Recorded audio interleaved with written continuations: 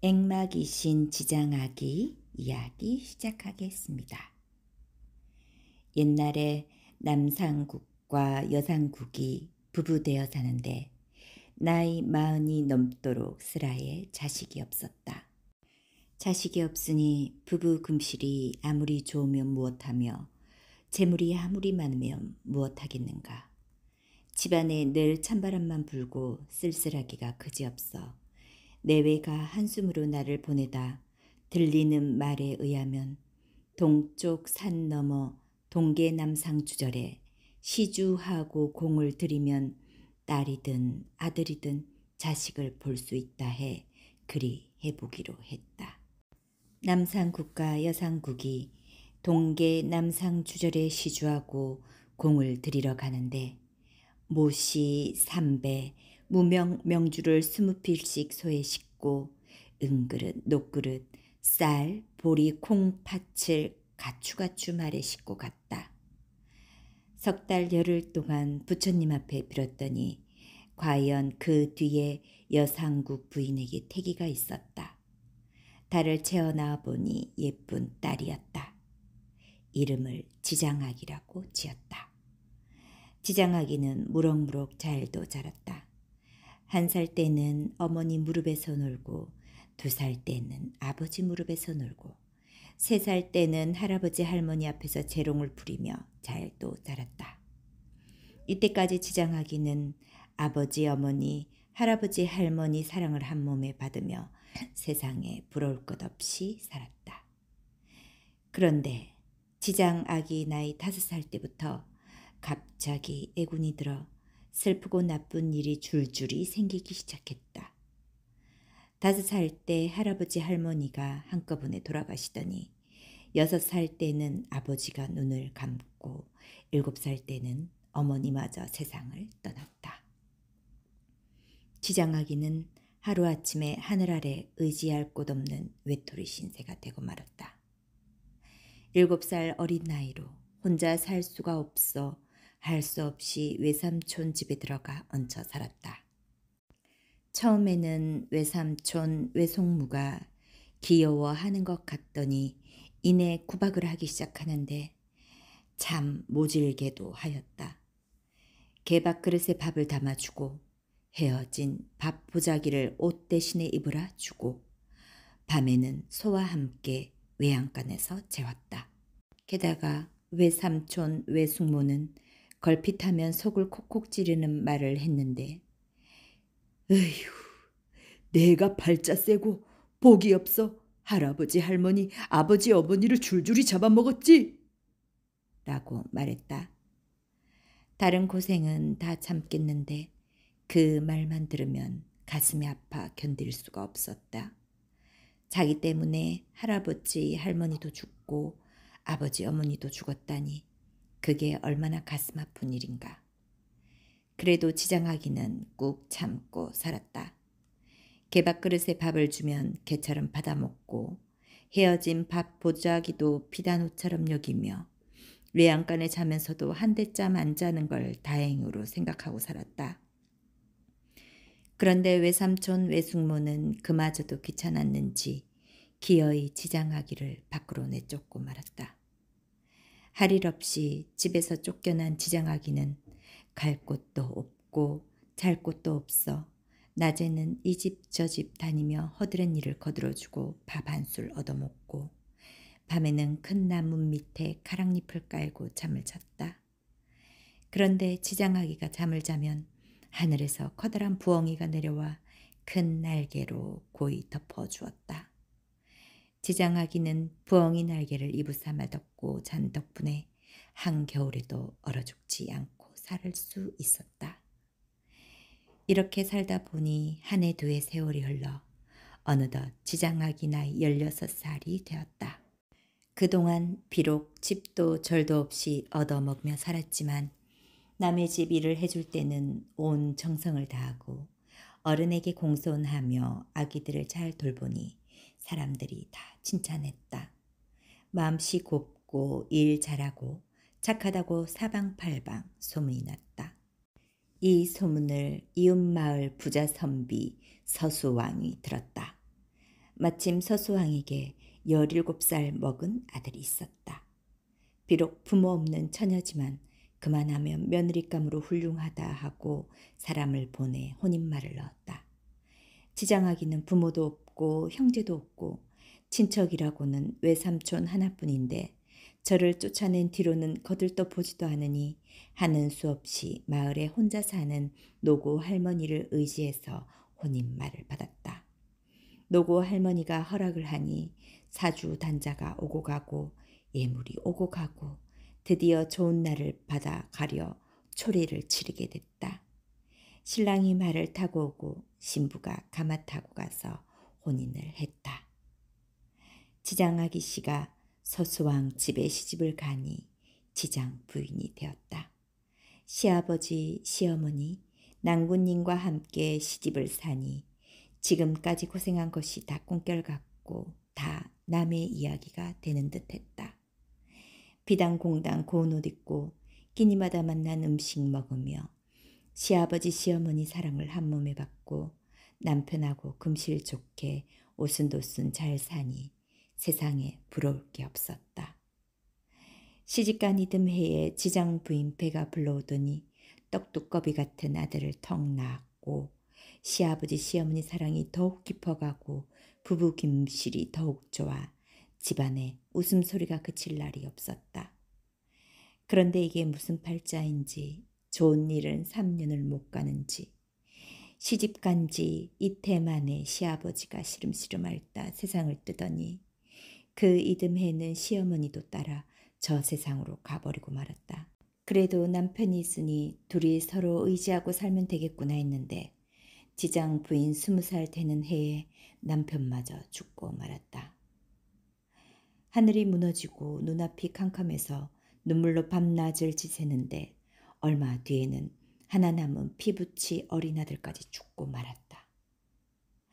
세상에 이것이 무슨 모진 팔자인지 하루아침에 의지할 곳 없는 신세가 된 지장 부인은 울다 울다 눈물도 마르고 목이 막혀 울음소리도 못 내고 억장이 무너져 땅만 치고 있었다. 살아있는 시집 식구라고는 시누이 하나밖에 없었다. 지장 부인은 하는 수 없이 시누이 집에 가 얹혀 살게 되었다. 그런데 못된 시누이는 구박이 심해 말끝마다 팔자 타령이었다. 에휴, 어디서 팔자 세고 복 없는 것이 굴러들어와. 우리 아버지 어머니 오라버니 다 잡아먹었네. 아이고 원통해. 이 말은 칼날이 되어 가슴을 콕콕 찔렀다. 어려서 친정 식구 다 잃은 것도 제 탓만 같고 시집 와서 시집 식구 다 죽은 것도 제 탓만 같아 견딜 수가 없었다. 마음 같아 저도 따라서 죽고 싶지만 질긴 것이 목숨이라 그럴 수도 없어 하루하루를 가시방석에 앉은 것처럼 보냈다. 이렇게 온갖 구박과 서름을 견디며 시누이 시집살이를 하는데 시누이는 게을리 터져 자기는 손끝 하나 까딱 안 하고 지장 부인을 부려먹기만 했다. 빨래하기, 밥하기, 물 깃기, 바느질에 집안일을 쓸고 닦는 일까지 혼자서 하느라 지장 부인은 손발이 다 부르텄다. 시누이가 게을러 일을 안 하는 통에 안방에는 이가 닷대 건너방에는 벼룩이 닷대나 생겨 그것을 다 잡아내고 나니 빨랫감이 산더미같이 쌓였다.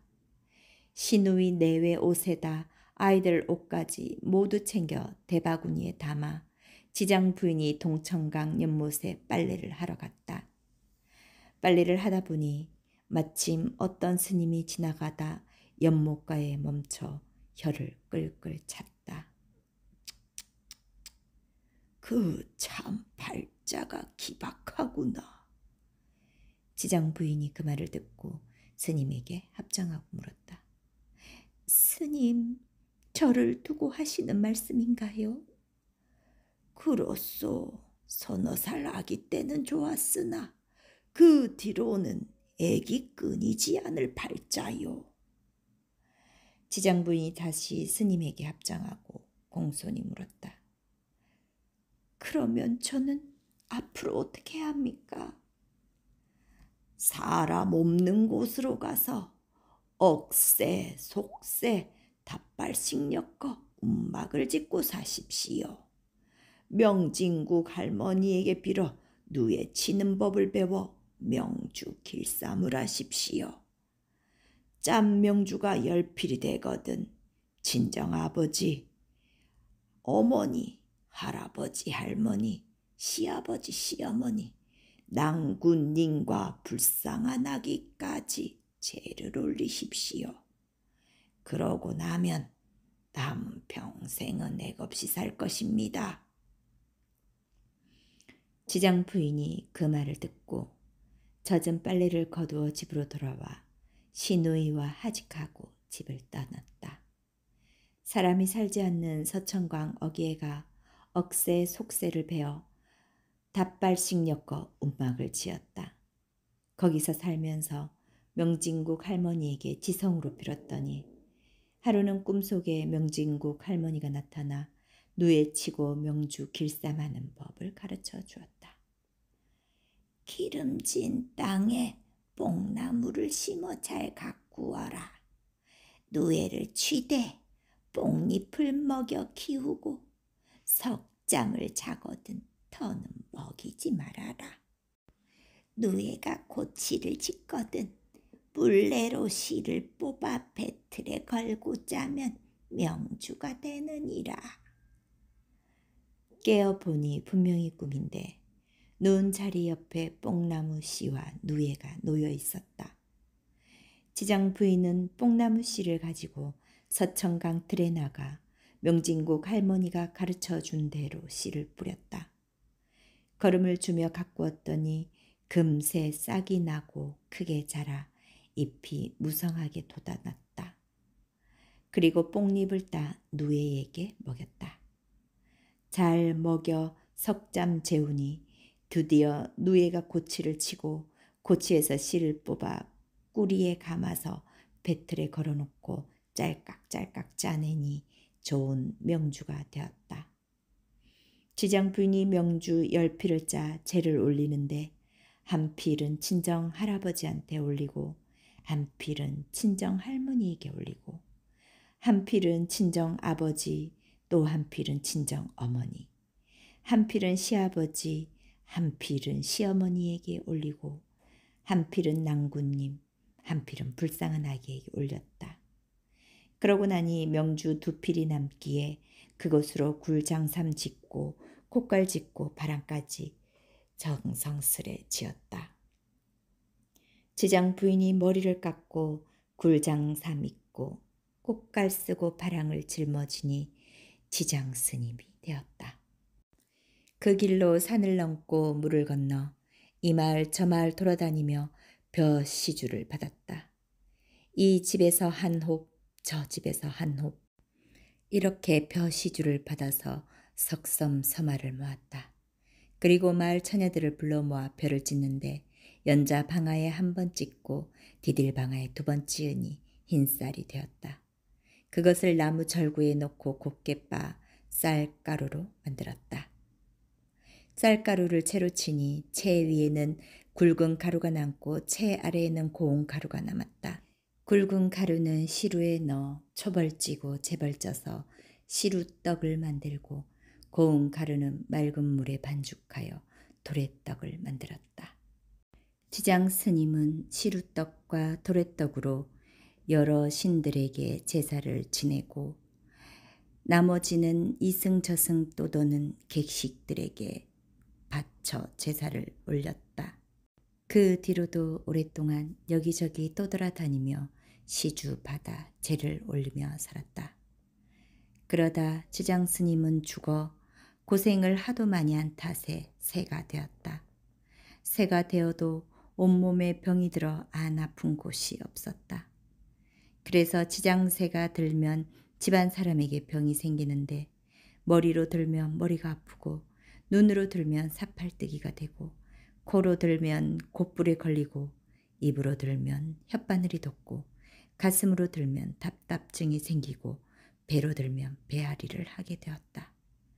그렇지만 지장신이 본디 마음씨가 착한 까닭에 지성으로 빌면 병도 없애주고 집안에 드는 액도 다 막아준다고 했다. 그래서 지장신은 액을 막아주는 액막이 신으로 받아들여졌다.